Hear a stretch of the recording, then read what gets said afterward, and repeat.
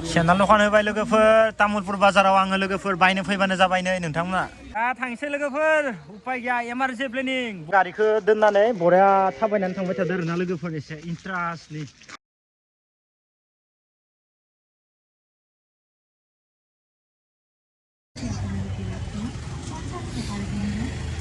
सेन्डाल पुरा देखाय दिसु दे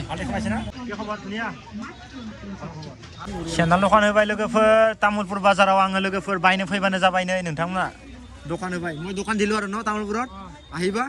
टेनसन नाय मैं दखान दिलु आरो नायनो हागोन नै गाइस मानसिफोरा जा बुरजा मानसि ना दिनै समबाराव माबायदि मानसि जायो वाव दखना दङ इथिंगालैनि दखना सब दखना गोजा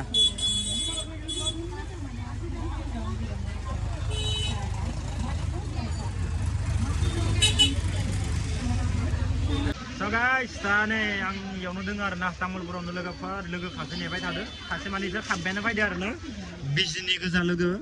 दा इसोरखौ नेबाय थादों आं इसोरो थाबबो मोनफैया इयाव दसे खमाय टाइम स्पेन्ड खालामनो दा टाइमा जाबाय नायनो हागोन नै 1:30 जाबाय लोगोफोर लोगोनिनो दखान इयो इयाव दसे खमाय टाइम स्पेन्ड खालामथ'नोसै जोंनिया इमारजेन्सि जाबाय टार्गेटआ जों दा मायाव थांनायदोंमोन नायनो हागोन नै गाइस मानसिफोरनि अबस्थाखौ नाया मा इमारजेन्सि टार्गेट लाग्राफोरखौ आरो नै इथिंगालैबो दङ दा गाइस माने जोङो थांनाय दा अरुणाचल ओमफ्राय उदालगुरिथिंगालि एसे हाबहैनायदों आरो ना इमारजेन्सि जादों लोगोफोर प्लेनिंआ जेबो टार्गेटआनो गैयामोन आंथ' बाजारावसो सेन्डाल बायबाय थादोंमोन नोंसोरसो लिंना होबाय दा नामा लोगोफोर दा टाइमा नै जाबाय नै 2:55 दा जोङो थांनायदों लोगोफोर उदालगुरि ओमफ्राय दिनै फैनाय नङा आरोना अरुणाचलाव हाबहैगोन जोङो जमा थांगोन दा जोङो बेखिनियानो बाखि नोंथांमोना नालांबाय थादों लोगोफोर ब्लगखौ लाना दोनबाय आरोना दा थांसै लोगोफोर उपाय गैया इमारजेन्सि प्लेनिं बरिया आरामनो इन्टारेस्ट खालामनोसै आरोना बहुत सान्दुं गोसा इसोरो एसे उन जाबोबाय ओमफ्राय कारदो थांनायफोरा एसे सिगाङाव थांबाय बिदिनो ससे अरुणाचलाव लासै बेरना फैगोन आरोना गाइस जोङो जेबो प्लेनिं गैया माने इमारजेन्सि जाजोबदो इसोर आरो 20 दिननि गोजा लोगोआ पुरा इमारजेन्सि जादों आरोना गाइस प्लेनिंआ दिनै दा इसोर दाबो सफैयाखै कारा थांबाय ओमफ्राय आरो बाइक गंसे दंबावो उनथिंगालि दा नायनोसै लोगोफोर दिनै मा खालामनाय जायो आगोलाव थांनोसै पाहार अरुणाचलाव बाइक बेरायनोसै आरोना बाखि गारिफोरखौ नायनो हागोन नै अरुणाचलनि गारि AR बया बरिया जाबाय दे नैबे मोनसे जायगाया ओंखारनायनिफ्राय नायनो बिराद समायना जाबाय आरोना नैबे ब्रिजआ जानायनिफ्रायनो बिराद साइज नुग्रा जाबाय नै मजा लोगोफोर गाइस जों दा गारिखौ दोननानै बरिया थाबायनानै थांबाय थादों आरोना लोगोफोर एसे इन्ट्रास्टनि माने अरुणाचलफोराव बाहाय थाबायनांगौ गारि सालायनानै लाब गैया न' ओमफ्राय इन्जय हानसो थाबायनानै आरामनो अरुणाचलाव मुखौ गाबसै माथो ओइ दारि दिनैखौ बारसो गाबबोबाय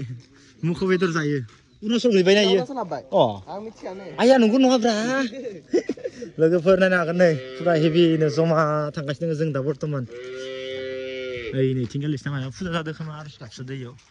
जोंनि थिंगालि थांबानो हेंगिं ब्रिजखौ मोनगौमोन खिन्थु दा हेंगिं ब्रिजआ बायना दोङोनो माबा नैथिंगालिबो नैयावनो दोङोमोन हेंगिं ब्रिजआ बायबाय मालै हेंगिं ब्रिजआ नायनि फैलाय खेबसे बवा हेंगिं ब्रिजआनो माथो लिबा जादों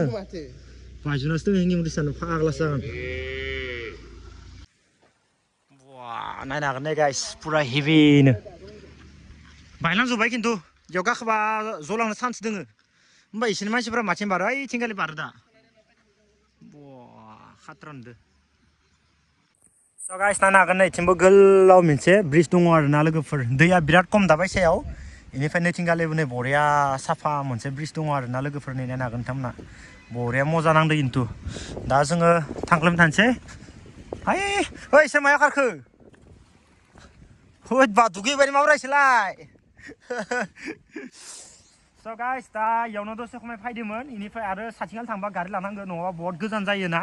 जों थाबायनासो फैदो ओरैनो इन्ट्रेस्टनि फैदो आरोना गाइस जेबो माने प्लेनिंआनो गैयामोन माने इमारजेन्सि जादों आरोना गाइस बेनिखायनो जिखुनु जाया ब्लगखौ खालामबाय आं दायो खानसे हेभि ब्लग होथ'नो हाथ'खायाखै नर्मेलखौनो खाननैसो एक्टिभ होबाय थानोसै बेनिफ्राय बाहाय हेभि जायगानि प्लेनिं खालामबाय थादो इयाव माने मोजां ब्लगखौ होसिगोन आरोना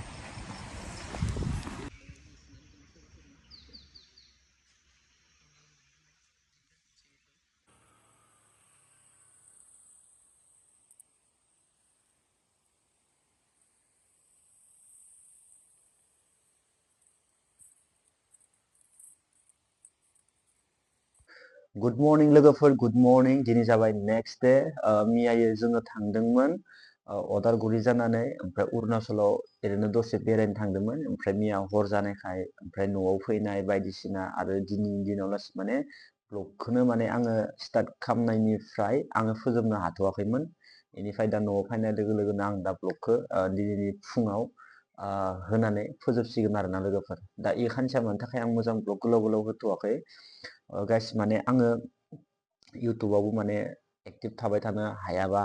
आरो ब्लग हेगारलासिनो थाबाबो इउटुबा बाय बोरैबा जायो बेनिखायनो आङो जिखिनि हायो 5 मिनिट 6 मिनिट 7 मिनिटबाबो ब्लगखौ होबाय थागोन इ खानसेया माने इउटुबाव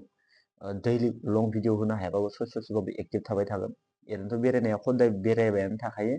खिन्थु खाथि जाबा बेरायनायखौ आरो खदाय मा ब्लग होबाय थानो लोगोफोर नङा होमबा दा बेनिखायनो आङो गोजान जायगायाव थांनाय लोगो लोगोनो लं भिडिअ ब्लगखौ होग्राखौ स्टार्ट खालामसिगोन आरोना लोगोफोर दा माने खाथियाव बेरायबाय थानायखायनो आं माने ब्लगफोरखौ बारा इमान गोलाव गोलाव होबाय थायाखै मथ'थ' नोंथांमोना इउटुब चेनेलाव एक्टिभ थाबाय थाबानो जाबाय आरो चेनेलखौ नोंथांमोना आनसाबस्क्राइब खालामनानै आरो साबस्क्राइब खालामबाव खेबसे माने गोबां मानसिफोरनियाव नटिस थाङाखै आरोना भिडिअफोरा स' जियानो जाया माने गाइस दा एबारनि मोनसे प्लेनिंखौ बाय बेलेग स्टाइलनि ब्लग खालामनो सानदो दा एबार बेलेग स्टाइलनि मोनसे ब्लग आरोना जिथुबा माने जार्निङा आं दा इखौ नोंथांमोननो खिन्थानो हानाय नङा मथ'थ' साक्सेसफुल जाबासो खोन्थागोन आरोना गाइस माने ब्लगखौ माबायदि लाबगोन आरो माबायदि लाबा माजे माजे माबायदि कन्टेन्ट होगोन माबायदि कन्टेन्ट होआ आं दा इखौ माने चइस खालामबाय थादों माने इउटुबाव बहुत केटेगरि थायो दा आंनिया जिथुबा केटेगरिया जाबाय आंनिया ब्लगनि नालाय बेनिखायनो दा जानला मानला भिडिअ होबा आंनिया माने इउटुब चेनेला बहुत डाउन जायो आरोना लोगोफोर स' बेनिखायनो जियानो जाया माने आं बेखौ जेबो सानबाय थाला मथ'थ' नोंथांमोना अरायसम सापर्टआव होबाय थाबानो जाबाय जिखुनु जाया इउटुब चेनेलाव एक्टिभ थाबाय थाबानो जाबाय ब्लगखौ बरा बरा लाबोगोन ओमफ्राय इ खानसेया माने लं बारा ब्लग होथ'नो हानाय नङा सर्ट बाय होबाय थागोन गुसुं गुसुं नायबाय थाबानो जाबाय लोगोफोर